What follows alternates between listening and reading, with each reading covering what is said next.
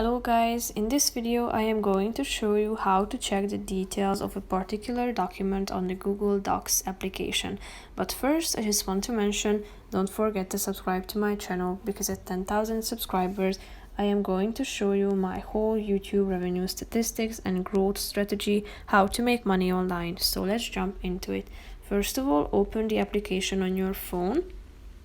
Then tap on the relevant document that you are interested in and would like to check the details of.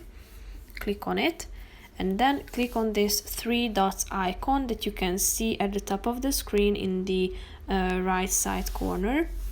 Then scroll down till you find this details button, tap on it, and now as you can see you will see the type of your document, the location, the size, storage used, the owner, when was it created, when was it modified.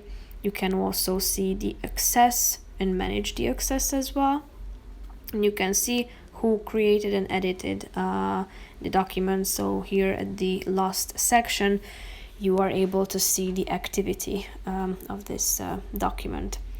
So that's pretty much it for this video. I hope you found it helpful. If you did, consider subscribing and see you in the next video. Bye bye.